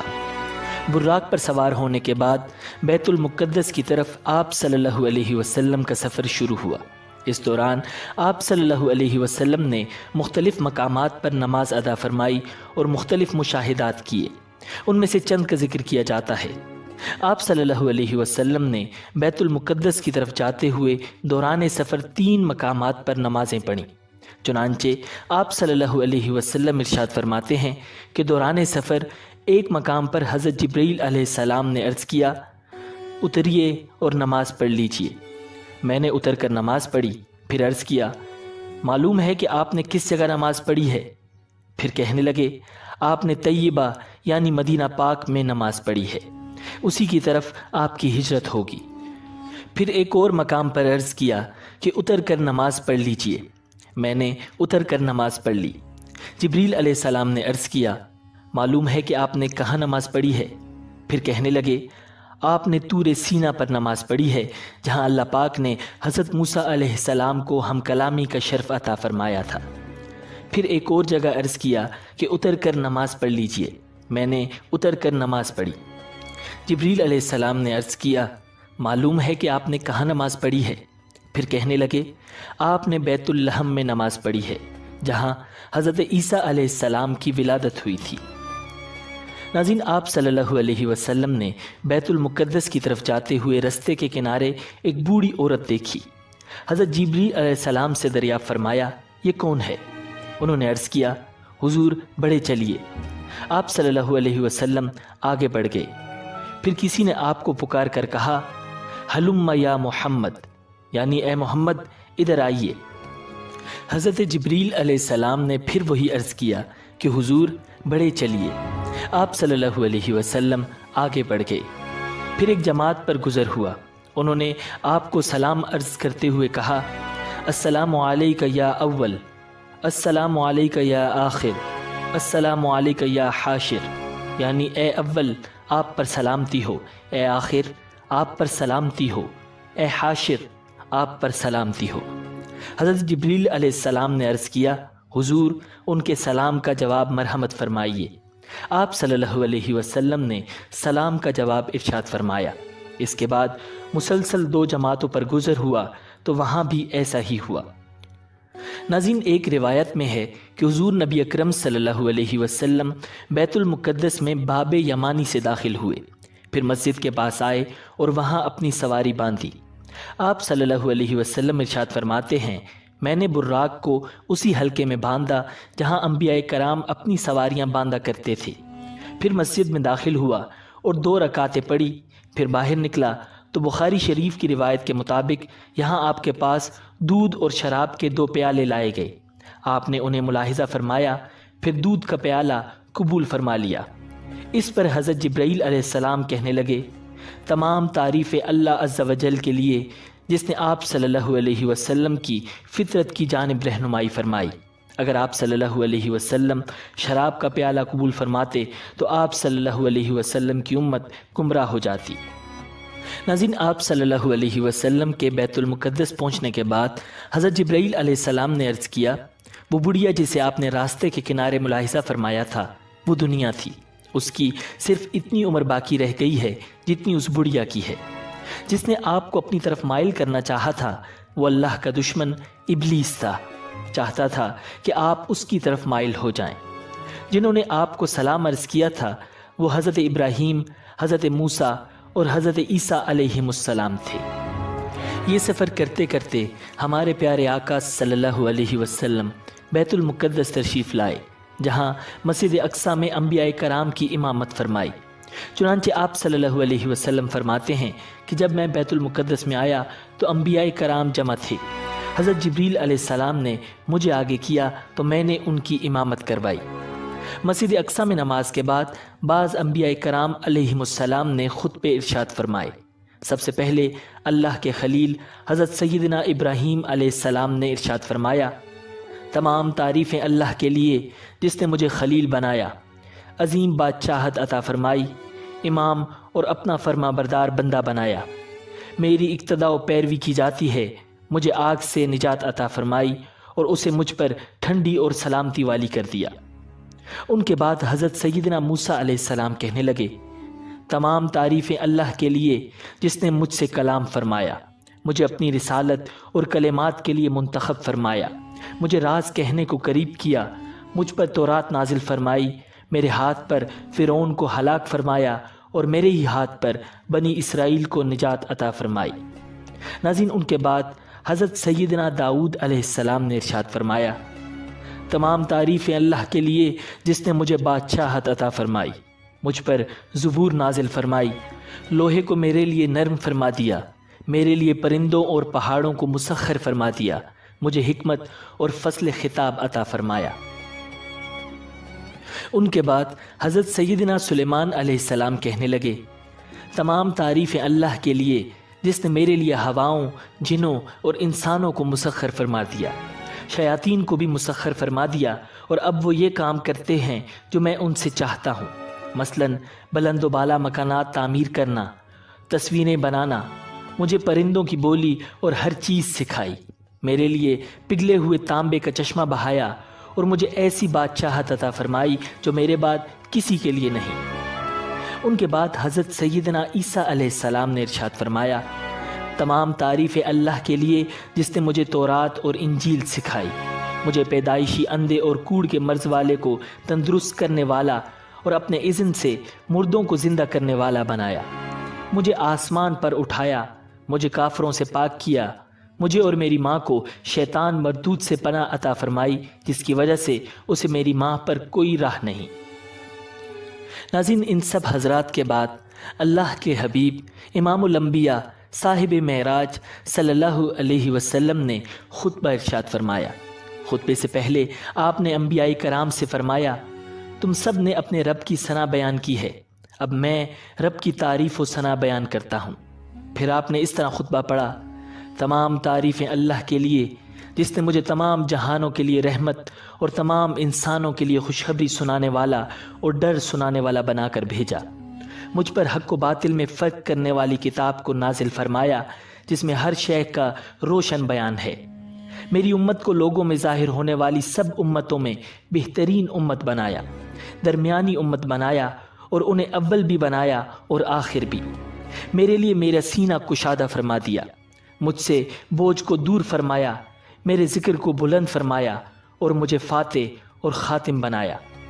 یہ سن کر حضرت سیدنا ابراہیم علیہ السلام نے فرمایا، بہذا فضلکم محمد، یعنی اسی وجہ سے محمد نے تم پر فضیلت پائی۔ ناظرین، یہاں مسجد اقصیٰ تک کے معاملات مکمل ہوئے، اب آسمانوں کا سفر شروع ہوا۔ چنانچہ نبی اکرم صلی اللہ علیہ وسلم ارشاد فرماتے ہیں، پھر مجھے سواری پر سوار کیا گیا، جبریل علیہ السلام مجھے لے کر چلے، حتیٰ کہ وہ دنیا کے آسمان پر پہنچے تو دروازہ کھلوایا۔ پوچھا گیا کون؟ فرمایا جبریل۔ پوچھا گیا تمہارے ساتھ کون ہے؟ فرمایا حضرت محمد صلی اللہ علیہ وسلم ہیں۔ پوچھا گیا کیا انہیں بلایا گیا ہے؟ فرمایا ہاں۔ تو کہا گیا ان کو خوش آمدید ہو، وہ خوب آئے۔ پھر دروازہ کھولا گیا۔ جب میں داخل ہوا تو وہاں حضرت آدم علیہ السلام موجود تھے۔ جبریل علیہ السلام نے کہا یہ آپ کے والد آدم علیہ السلام ہیں، انہیں سلام کیجیے۔ میں نے انہیں سلام کیا، انہوں نے جواب دیا۔ پھر فرمایا مرحبا بالابن الصالح والنبی الصالح، یعنی اے صالح فرزند اور صالح نبی، تم خوب تشریف لائے۔ آپ نے مجھے خوش آمدید کہا اور دعائے خیر فرمائی۔ وسلم نے حضرت آدم علیہ السلام کے دائیں بائیں کچھ لوگوں کو ملاحظہ فرمایا۔ جب آپ اپنی دائیں جانب دیکھتے تو ہنس پڑتے اور جب بائیں جانب دیکھتے تو رو پڑتے۔ حضرت جبریل علیہ السلام نے عرض کیا ان کے دائیں اور بائیں جانب جو صورتیں ہیں یہ ان کی اولاد ہیں، دائیں جانب والے جنتی ہیں اور بائیں جانب والے جہنمی ہیں۔ حضور اکرم صلی اللہ علیہ وسلم نے ارشاد فرمایا پھر مجھے جبریل علیہ السلام اوپر لے گئے، حتیٰ کہ دوسرے آسمان پر پہنچے، دروازہ کھلوایا۔ پوچھا گیا کون؟ فرمایا جبریل۔ پوچھا گیا تمہارے ساتھ کون ہے؟ فرمایا حضرت محمد صلی اللہ علیہ وسلم۔ پوچھا گیا کیا انہیں بلایا گیا ہے؟ فرمایا ہاں۔ کہا گیا خوش آمدید، تم بہت ہی اچھا آنا آئے۔ پھر دروازہ کھول دیا گیا۔ جب میں اندر پہنچا تو وہاں حضرت یحییٰ علیہ السلام اور حضرت عیسیٰ علیہ السلام موجود تھے۔ جبریل علیہ السلام نے ارشاد فرمایا یہ یحییٰ علیہ السلام ہیں اور یہ عیسیٰ علیہ السلام ہیں، انہیں سلام کیجیے۔ میں نے سلام کیا، ان دونوں نے جواب دیا۔ پھر انہوں نے کہا مرحبا بالاخ الصالح والنبی الصالح، انہوں نے مجھے خوش آمدید کہا اور دعائے خیر کی۔ پھر جبریل علیہ السلام مجھے تیسرے آسمان کی طرف لے گئے، دروازہ کھلوایا۔ پوچھا گیا کون؟ فرمایا جبریل۔ پوچھا گیا تمہارے ساتھ کون ہے؟ فرمایا حضرت محمد صلی اللہ علیہ وسلم ہیں۔ پوچھا گیا انہیں بلایا گیا ہے؟ فرمایا ہاں۔ کہا گیا خوش آمدید، تم خوب ہی آئے۔ پھر دروازہ کھولا گیا۔ جب میں داخل ہوا تو وہاں حضرت یوسف علیہ السلام موجود تھے۔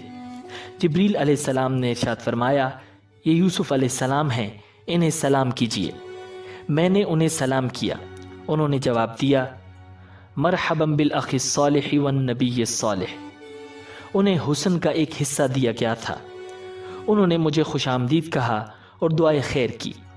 پھر جبریل علیہ السلام مجھے اور اوپر لے گئے، حتیٰ کہ چوتھے آسمان پر پہنچے تو دروازہ کھلوایا۔ پوچھا گیا کون ہے؟ فرمایا جبریل ہوں۔ پوچھا گیا تمہارے ساتھ کون ہے؟ فرمایا حضرت محمد صلی اللہ علیہ وسلم ہیں۔ پوچھا گیا کیا انہیں بلایا گیا ہے؟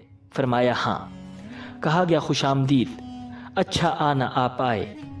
تو دروازہ کھولا گیا۔ جب اندر گئے تو وہاں حضرت ادریس علیہ السلام موجود تھے۔ جبریل علیہ السلام نے کہا یہ ادریس علیہ السلام ہیں، انہیں سلام کیجیے۔ میں نے انہیں سلام کیا، انہوں نے جواب دیا اور کہا مرحبا بالاخ الصالح والنبی الصالح، یعنی خوش آمدید اے صالح بھائی اور صالح نبی۔ انہوں نے مجھے بھی خوش آمدید کہا اور دعائے خیر کی۔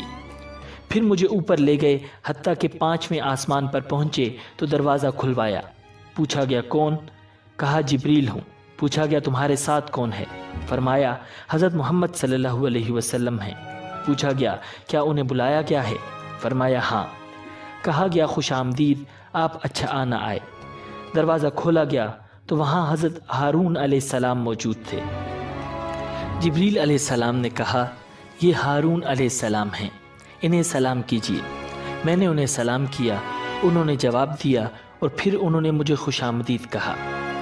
پھر جبریل علیہ السلام مجھے اور اوپر لے گئے، حتیٰ کہ 6ٹھے آسمان پر پہنچے۔ چھٹے آسمان پر نبی اکرم صلی اللہ علیہ وسلم کی ملاقات حضرت موسیٰ علیہ السلام سے ہوئی۔ موسیٰ علیہ السلام نے آپ صلی اللہ علیہ وسلم کو خوش آمدید کہا اور ان کے لیے دعائے خیر کی۔ جب آپ صلی اللہ علیہ وسلم وہاں سے آگے بڑھے تو موسیٰ علیہ السلام رونے لگے۔ ان سے پوچھا گیا، کیا چیز آپ کو رلا رہی ہے؟ فرمایا، اس لیے کہ ایک فرزند میرے بعد نبی بنائے گئے، ان کی امت میری امت سے زیادہ جنت میں جائے گی۔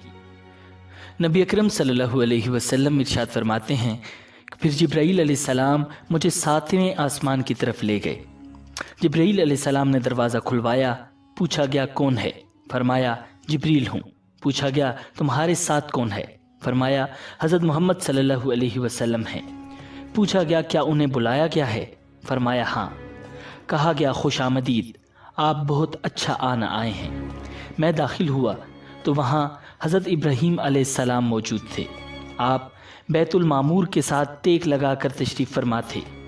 جبریل علیہ السلام نے کہا، یہ آپ کے والد حضرت ابراہیم علیہ السلام ہیں، انہیں سلام کیجیے۔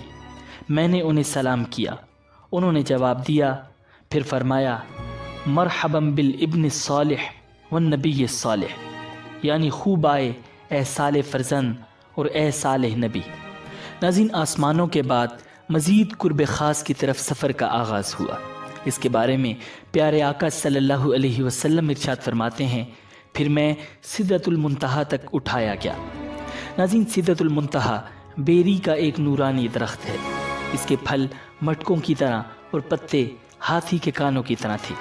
جب اسے اللہ کا کوئی حکم پہنچتا ہے تو متغیر ہو جاتا ہے۔ اللہ کی مخلوق میں ایسا ایک بھی نہیں جو اس کے حسن کی تعریف کر سکے۔ تو اللہ نے مجھ پر وحی فرمائی۔ جبریل علیہ السلام نے کہا، یہ سدرۃ المنتہا ہے۔ وہاں 4 نہریں تھیں، 2 نہریں خفیہ تھیں اور 2 نہریں ظاہر۔ میں نے پوچھا، اے جبریل یہ کیا ہے؟ عرض کیا کہ خفیہ نہریں جنت کی 2 نہریں ہیں اور ظاہری نہریں نیل اور فرات ہیں۔ پھر میرے سامنے بیت المعمور لایا گیا۔ اس کے بعد میرے پاس ایک برتن شراب کا، ایک برتن دودھ کا اور ایک برتن شہد کا لایا گیا۔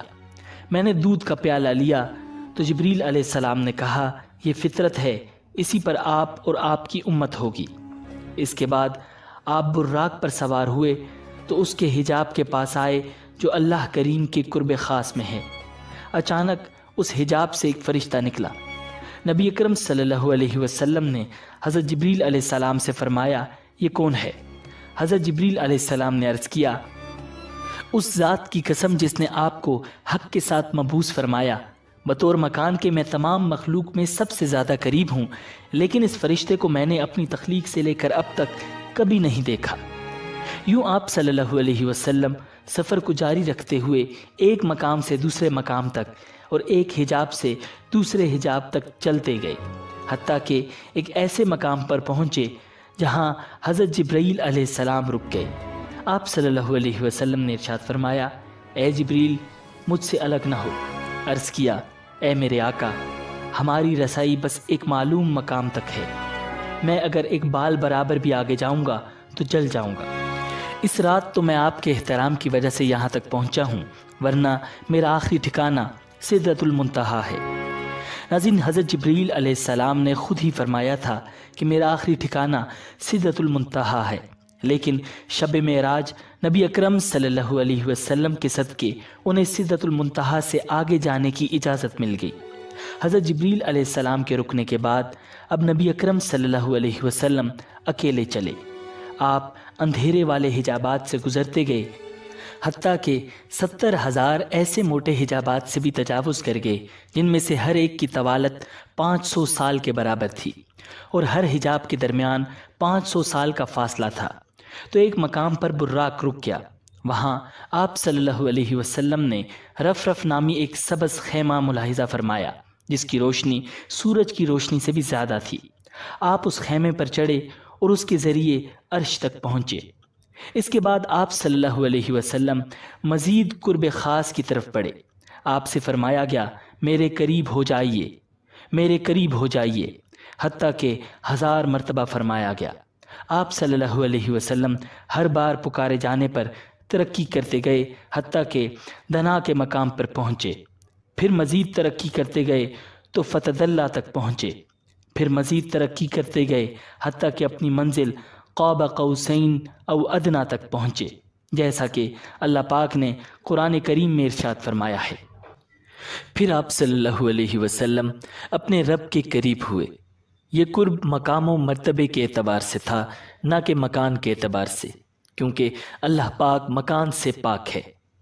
اب آپ صلی اللہ علیہ وسلم وہاں پہنچے جہاں نہ زمان تھا، نہ مکان، نہ اوپر تھا نہ نیچے، نہ شمال تھا نہ جنوب، نہ مشرق تھا اور نہ ہی مغرب، یہ سب نہ تھے، بس خدا کی ذات تھی اور اس کے حبیب تھے۔ جو قرآن و حدیث میں آیا ہے اس پر ہمارا ایمان ہے۔ ناظرین، اس کے بعد آپ صلی اللہ علیہ وسلم نے اللہ تعالیٰ کو سجدہ کیا، کیونکہ اس مرتبے کو آپ نے اللہ تعالیٰ کی فرمانبرداری کے ذریعے حاصل کیا۔ سجدے میں خاص قرب ملتا ہے، جیسا کہ نبی اکرم صلی اللہ علیہ وسلم نے فرمایا کہ اپنے رب کے سب سے زیادہ قریب وہ بندہ ہوتا ہے جو سجدہ کرتا ہے۔ ناظرین، آپ صلی اللہ علیہ وسلم نے رب تعالیٰ کی دیدار کے بعد اپنی امت کے لیے نمازوں کا تحفہ لے کر واپسی کا سفر شروع فرمایا۔ جب آپ صلی اللہ علیہ وسلم واپس لوٹے تو حضرت جبریل علیہ السلام آپ کے ساتھ رہے۔ چنانچہ حضرت جبریل علیہ السلام نے عرض کیا، یا رسول اللہ، بے شک آپ اللہ کی مخلوق میں سب سے بہتر اور اس کے چنے ہوئے ہیں۔ اللہ پاک نے آپ کو اس رات وہ بلند مقام و مرتبہ عطا فرمایا جہاں تک مخلوق میں سے نہ کوئی مقرب فرشتہ پہنچا اور نہ ہی کوئی نبی، بس یہ عزت آپ ہی کے لیے ہے۔ اس کے بعد حضرت جبریل علیہ السلام نے آپ کو جنت و دوزخ کی سیر کرائی، ان کے منازل آپ کو دکھائے۔ آپ نے جنت میں جن چیزوں کو ملاحظہ فرمایا ان میں حوریں، محلات، جنتی غلام اور خادم، چھوٹے بچے، درخت، پھل، کلیاں، نہریں، باغیچے، پھول، باغات، حوض، کمرے اور گیلریاں وغیرہ تھیں۔ اور جہنم میں جو ملاحظہ فرمایا وہ زنجیریں، ہتھکڑیاں یا توک، بیڑیاں، سانپ، بچھو، گدھے کے رینگنے کی طرح کی آوازیں، کھولتا پانی اور جلتے دھوئیں وغیرہ تھے۔ ناظرین، آپ صلی اللہ علیہ وسلم نے واپسی میں جنت اور دوزخ کو ملاحظہ فرمایا۔ اس کے بعد آسمانوں سے ہوتے ہوئے بیت المقدس، پھر مکہ شریف، حضرت ام ہانی کے گھر تشریف لائے جہاں سے سفر کی ابتدا ہوئی تھی۔ چنانچہ ایک روایت میں ہے کہ آپ صلی اللہ علیہ وسلم بیت المقدس تک آئے، حضرت جبریل علیہ السلام آپ کے ساتھ تھے۔ پھر آپ وہاں سے مکہ شریف حضرت ام ہانی کے گھر اپنے بستر پر تشریف لائے، جبکہ رات کا کچھ حصہ باقی تھا۔